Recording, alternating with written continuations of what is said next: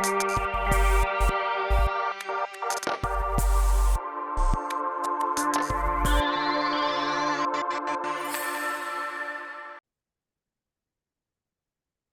now come to the reason why everybody's here today, to listen to a good friend of ours. Is it Ina or Ina? I'm not. Ina Denton. I will still be asking that same question 10 years from now, so I'm sorry. Ina is a certified lay Dharma lecturer and vice chairman of the International Outreach Committee for Buddha's Light International Association. Ina holds a master's of social work degree from the University of Illinois, and she is now retired. Her career included public and private human service administration and directorships, program development, board development, executive consultations, group, family, and individual counselings. Ina, now retired, teaches Buddhism classes, leads book studies, and group discussions to help people explore how Buddhist teachings can enrich their lives. Ina also develops workshops, special educational events, and teacher training workshops and seminars to introduce others to the practicality and morality of humanistic Buddhism practice. I now bring you Ina. Okay. It's really a pleasure to be with you again, and it's really an honor, because as I listen to your reciting, I hear the kindness and the focus on community and peace. My last visit here was in December 2013, and I talked about humanistic Buddhism. Today, however, I come with a heavy heart. Mourning the Minnesota state legislators and their spouse who were killed and harmed. Melissa Hartman and her husband Mark were killed in their home. John Hoffman and his wife Yvette are in serious but stable condition. May we pray for them and their families. And in behalf of what we call redemption, may we also pray for the person who killed these people, who harmed others' lives. May we pray for his soul. A lot of times we try to put people on a good side and a bad side, instead of seeing that, you mentioned dependent origination. How do things happen that cause some of us to have a loving heart? Some of us cause us to have a hurting heart, and some of us don't know that all of us have a heart. So today, I want us to see if I like this picture, because I think we think often about our parents and forget that it's just the simple little things. How to take that first step, how to feel the water in the ocean. And we learn from our dads. And this is a time for us to think about what our fathers taught us. And as fathers, think about the little thing that you gave your child that will be instrumental in whom they become or have become. So today we're going to talk about ethics. I was asked to do something on Buddhist ethics. So I did a little research, because, we use the word ethics and we use the word morality. And one way of looking at ethics is that they're rules of conduct. The things we are expected to do, they are social norms, and often they're variable based on a condition. This is the right thing to do here, but maybe over here it's not the right thing to do. And we receive our guidelines often from external sources. It can be our profession. It can be our belief system that says, well, maybe in this situation, that ethic doesn't quite fit. But morality isn't that internal look. our personal principles, our individual beliefs, and our internal values. And it's faith-based. It comes from deep inside, without the influence of our profession, our friends, our government. So the bottom line is that they overlap and are sometimes interchangeable. In Buddhism, we bridge these two into one code of conduct, and it's embedded in what we call the Noble Eightfold Path. And many of you who study Buddhism here could recite it without any prompts. Morality is a belief and a guiding principle. It's the inside stuff. Ethics, that's what we do to act in real time. It's kind of our morals meeting, our moral rubber meeting the road. So let's then look at how I want to do things today. Oopsie.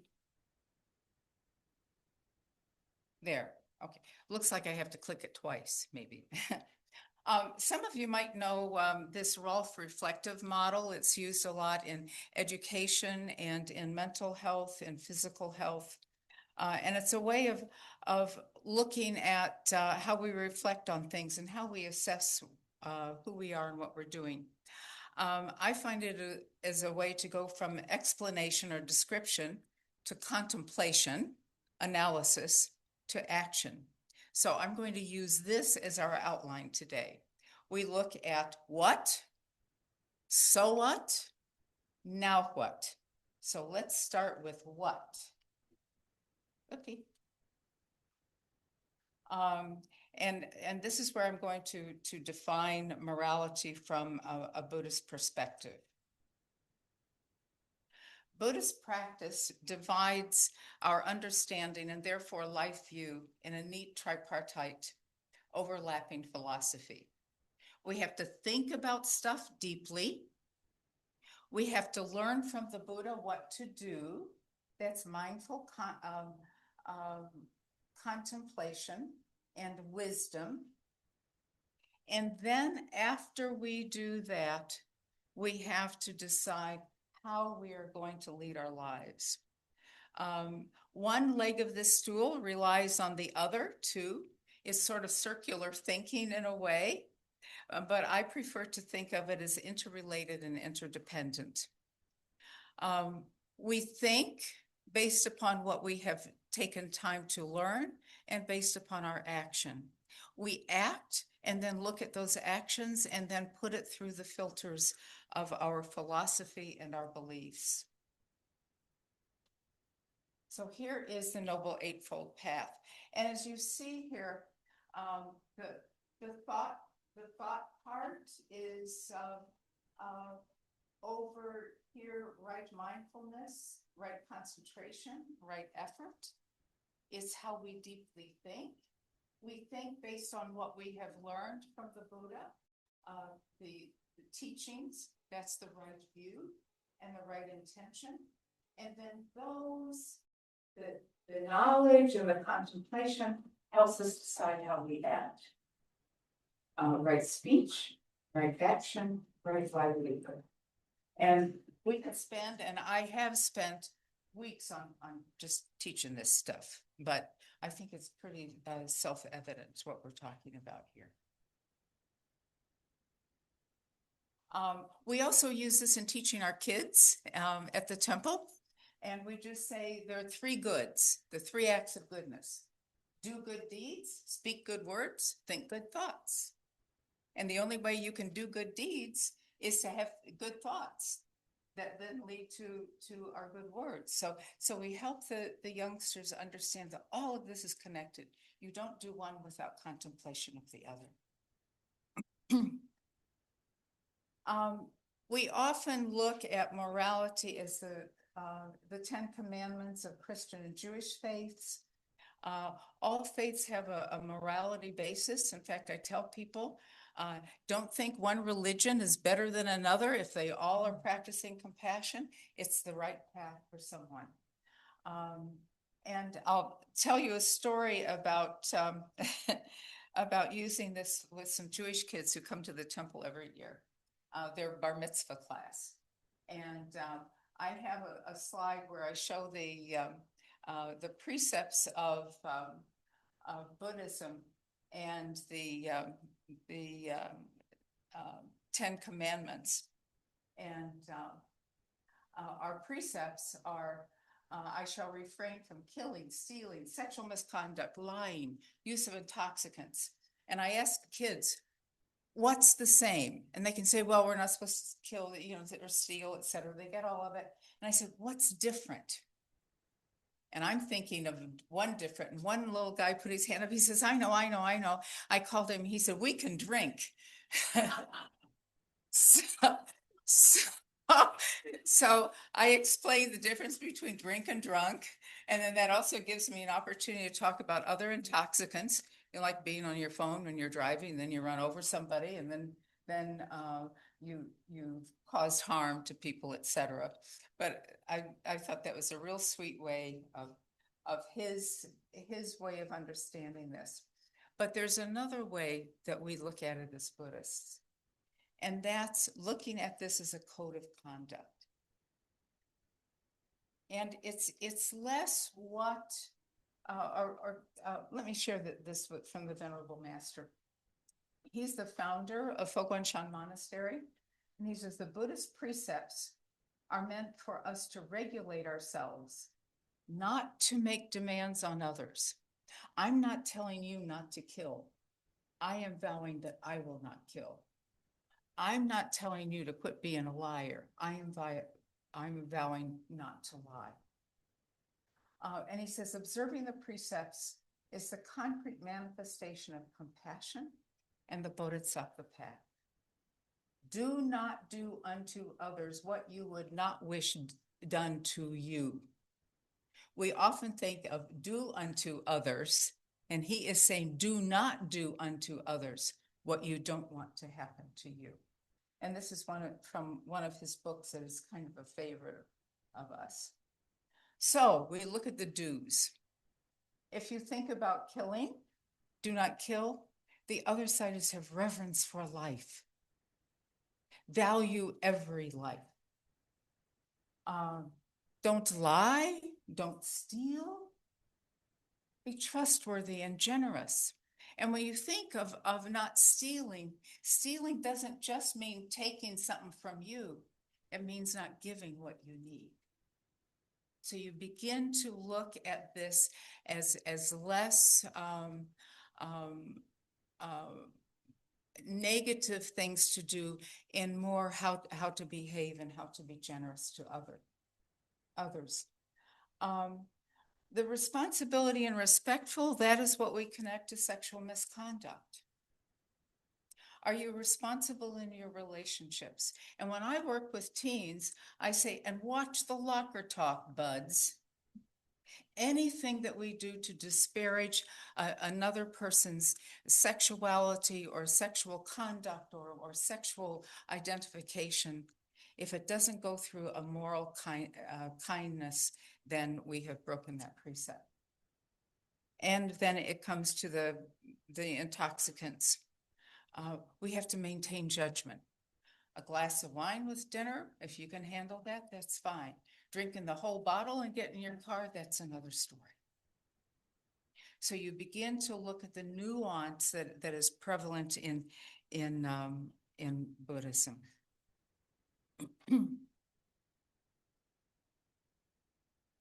And when we think about this, there is another thing that is different. And this is what I was trying to get at with the kids when he says, can drink, is that in the commandments, it says, thou shalt not.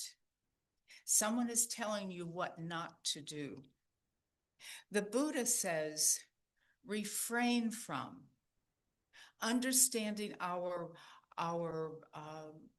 fallibility as humans, And we make a vow, I call it a vow between me and me.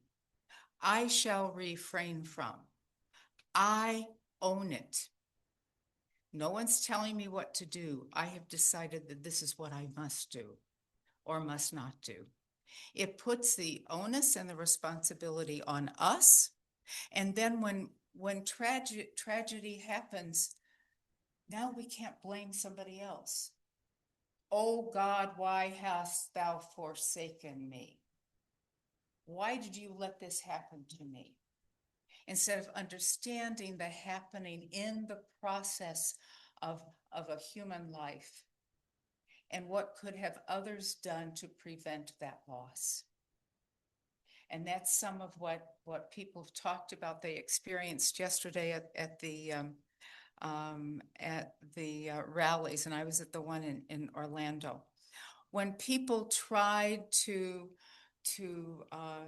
get a fight out of people, we were told, treat them kindly. The going out and hugging the Trumper, that is what we should be about, because that person is also a human and a person of value. We might disagree. We might find some of their thoughts and their actions reprehensible, but what can we do to help change that? In some ways, I think of all of us being responsibility to look at our childishness and look at other people of children. All of our children would be just raving little maniacs if we didn't socialize them from the very beginning. Say hi to grandma. They don't want to say hi to grandma. They want to play with the toy she brought. But you say hi to grandma, and before long, that becomes part of you. When grandma comes, you say hi till you're a teenager, and then you are. But so think of this as a proactive way of behaving for the benefit of self and others. Sometimes people will say to me about enlightenment. I said, well, why do you worry about enlightenment? Well, I want to be enlightened. And I said, for the purpose of, if that's the end game, then forget it. You're never going to get there, because the purpose of enlightenment is to understand the world so that you can serve others. So you always look at the and. So now we're going to look at the now what part. What is morality? So what? How does it affect us? Now what do we do with it? And I think this is where we blend our internal beliefs and values with our external conduct. Belief is shallow if it doesn't result in action. Oh, I feel so badly about fill in the blank. What compels you to act in a certain way, to care to care for that individual situation?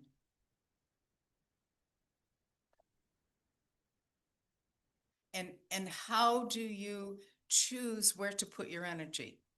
We can't fix it all, but we have a responsibility to fix something or be part of the fixing. And then how do we use that Noble Eightfold Path?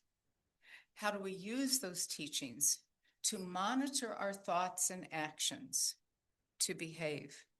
Last night I was at an after rally. There were maybe 10 of us.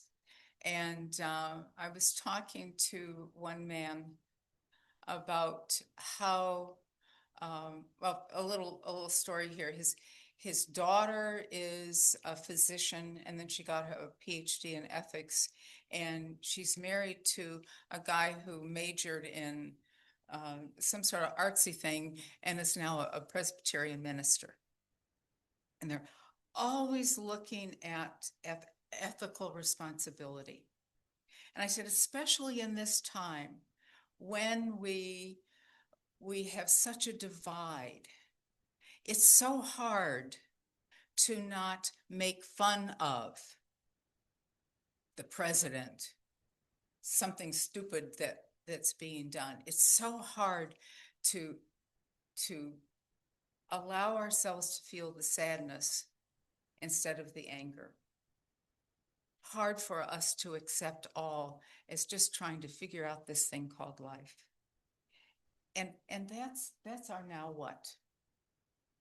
How do we practice the ultimate goal of bringing peace and joy to others? And we in Buddhism have some words for that, of course, lots of words. And they're called the four immeasurables.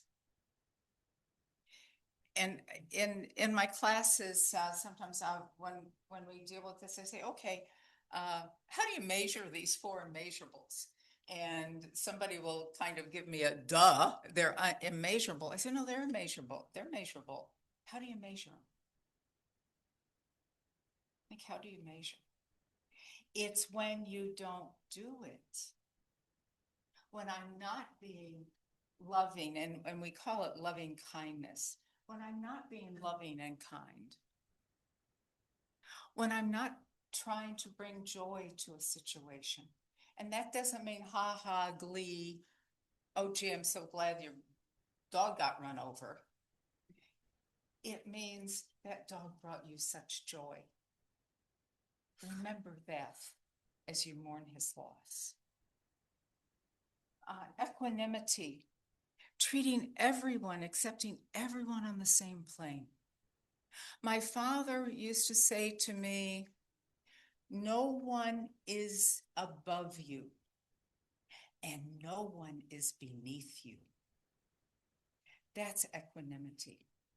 Understanding the equality of all and understanding how everything that each of us do in life changes the reflection of the world. It's like the butterfly effect. A butterfly flaps its wings here, and it has an effect in Thailand. It puts things in motion. We also have an opportunity never to stop motion because it's ongoing, but to change it. Maybe bring a bee out and let it flutter or something. That we have that responsibility.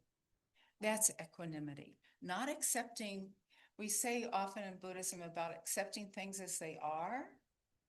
And that's why sometimes we get the label of being passive. A better word is acknowledge. Accept what is and determine if it is an is that should live on or is an is that we need to change. And then I want to talk a little bit about the difference between loving kindness and compassion. Hugging the man that's really sticking with me, you know, hugging the man with the Trump sign. That's being loving and kind. Compassion is feeling the pain of another as your own. Because when you feel it, then you have a visceral and an intellectual response that's very different. That you want to remove that pain. Story I have about that, when I was a young, arrogant, thought I knew a lot, social worker, recently with my master's degree, woohoo. And I was working at County Hospital and I had a patient, a 17-year-old boy with Hodgkin's disease. And his mom would come to my office after her day at work, cleaning people's houses, you know, and she would say, I have a headache. Do you have an aspirin? Another day she would come, oh, I have a stomach ache. Oh, my stomach really hurts. I just don't know what to do. And I talked to the consulting psychiatrist and I said, this mother's kid is up on the ward dying and she's complaining about a headache. And he said, probably under his breath, young lady, go read the chart. The day she complained of the headache, they found a tumor in this child's brain. The day she had the stomach ache, they found another tumor in his abdomen. That's the level of compassion that sometimes we don't think about. Being able to absorb, take on another person's pain. Maybe not to relieve it, but to be with it, to stand by it. And that happened 60 years ago. 60 years ago. And it still is in my mind about how we can carry the pain of the person, the world, the child, the parent, the son, the grandson, the little girls who are struggling with having a daddy at home that's not feeling well.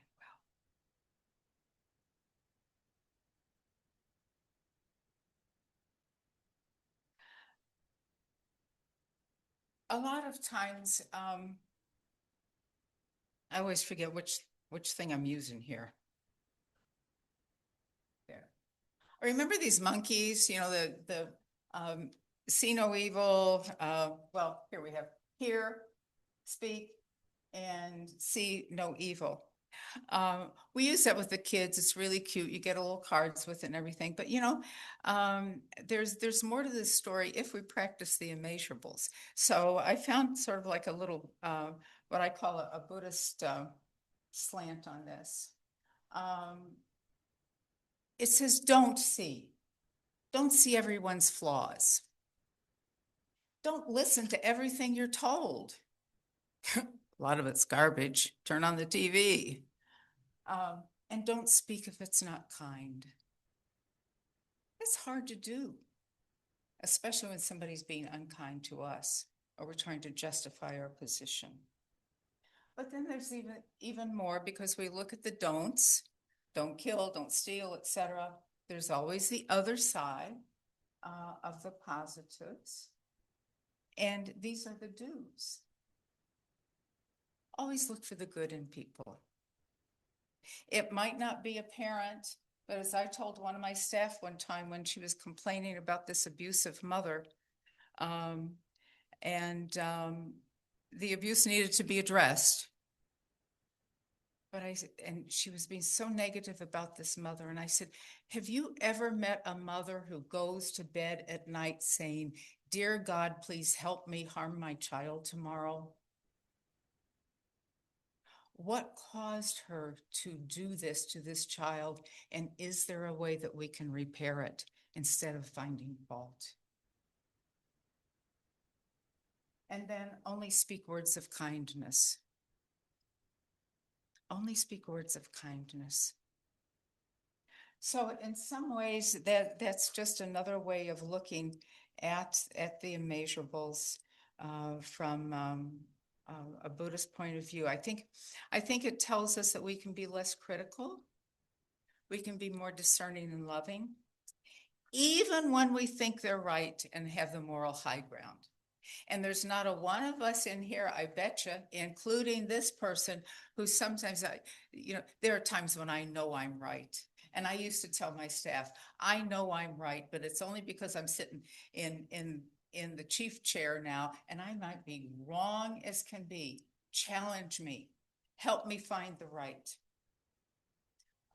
And when we do that and have that kind of open and honest dialogue, we build community, and we build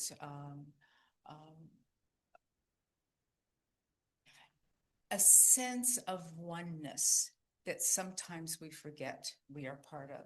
That's why I like the stones, all of those stones in there.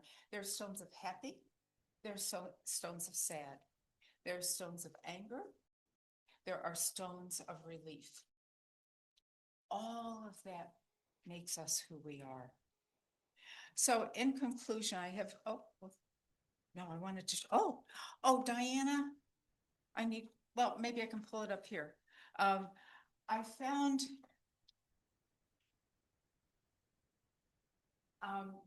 this, I found this from Dr. Siddiqui. She is in India. And let me pull up what she says. She's part of a peace process Um,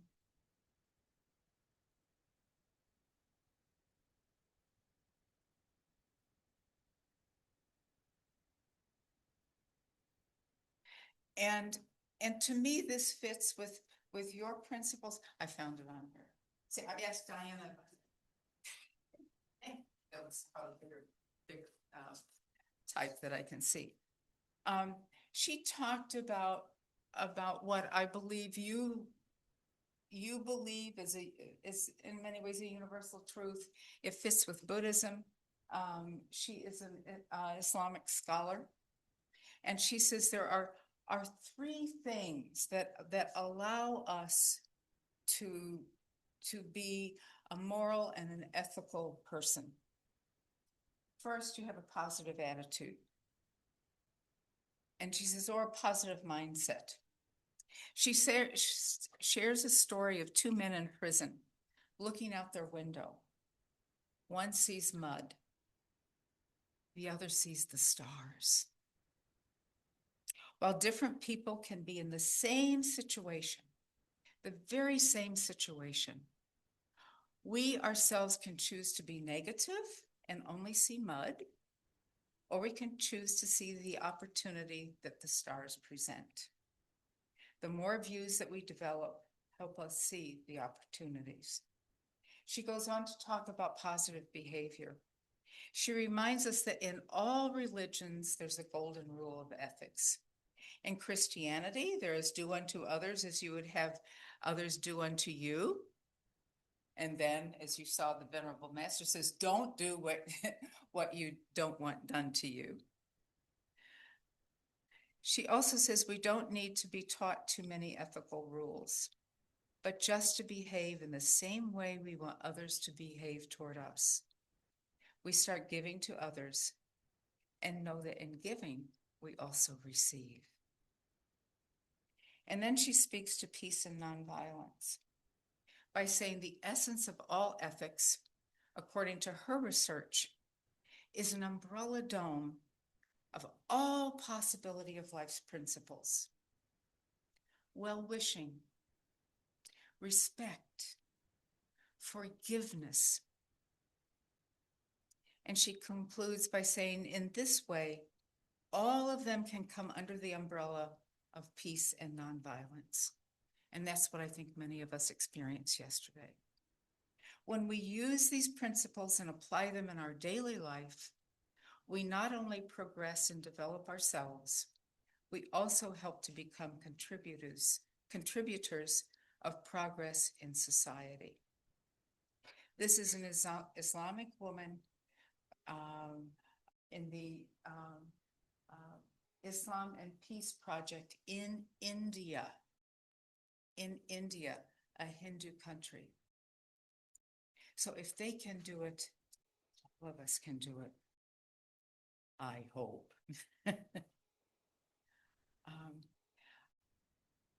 The wonderful thing about the internet is you can find all kinds of stuff. Some of it is junk, but some of it is fun, and some of it is very serious. This is something that I found on the Eightfold Path in Everyday Life. This is the Now What. And it helps us look internally and externally. Let's just look at right concentration. Am I focusing on the right things? You know, we get so much stuff in our head and we need to get that filter and say, okay, what's important? What will help us be more loving and kind? What will help us be more compassionate? How can I bring joy to others? How can I see the equality of all people and the interrelatedness? So, am I focusing on the right stuff? Where's another? Oh, do I always practice what I preach? Yeah, but maybe not. I forget. Sorry, Zoomers. I do not like doing Zoom. I've done so many classes and things on Zoom, and as Diana and I were sharing before, you know, when I teach, I usually walk around and I forget about talking into a mic. But think about this and take a picture of this, or you'll have the PowerPoint, because it's a way of just doing a special check on self. I'm thinking of putting it on my refrigerator. I don't like the idea of a stainless steel refrigerator because you can't put stuff like this on it, but I'll find a place for it. But it gives us an idea of just a quick check that isn't so imbued. I mean, it's imbued with philosophy, but it doesn't sound like it's preaching. And this came from, of all places, the RMPS, Religious, Moral, and Philosophical Studies in Scotland. So we're all trying to figure this out. India, Scotland, the Buddha in India and Nepal. I really find that these questions are challenging and help us see how we enact our moral pronouncements. Are we able to respect and cherish those whom we find reprehensible? The man who killed 2 people and caused serious injury to 2 others in Minneapolis.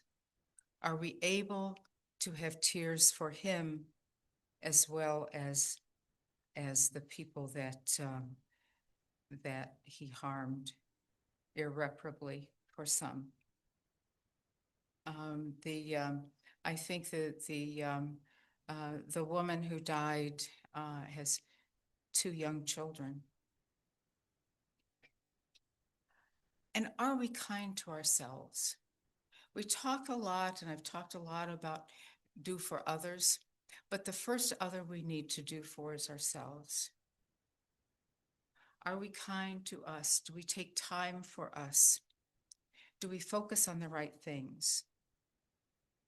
Do I see clearly, or am I clouded by my experiences and attitudes? In Buddhism, we talk about prajna wisdom. That's wisdom beyond our experiences. It's seeing things we've never seen with our senses. It's hearing a beauty that has not been in our yard, out our window, or the music that we share.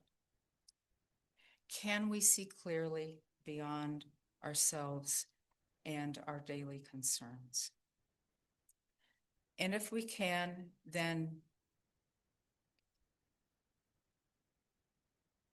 we will be able to practice these immeasurables. And when we measure them, we will know when we're not practicing them. And if we sincerely and with clarity look inward, we can maintain a focus on what is really important. We are moral beings. And our actions, our ethics, will assure that we have a virtuous mind, a mind that cares for ourselves and others. And then we can, with humility, we know that we are our best selves.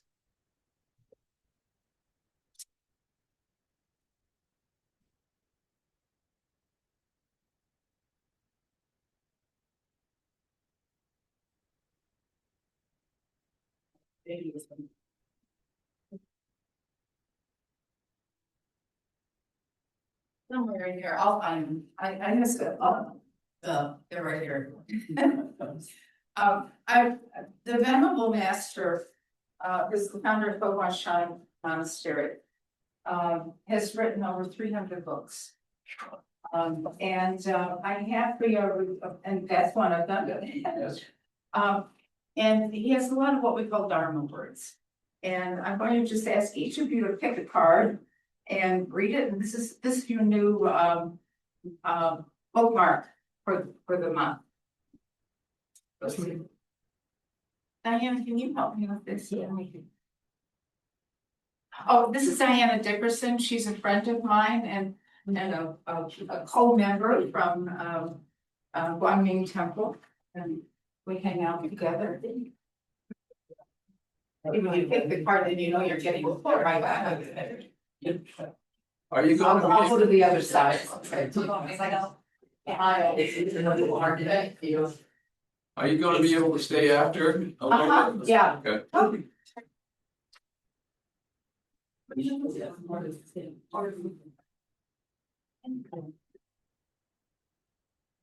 There you go. Pick a card, any card.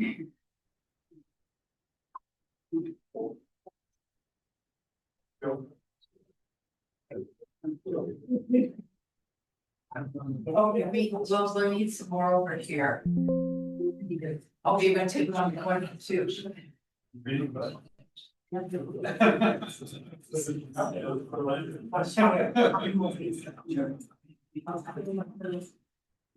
We need some over here, Diane.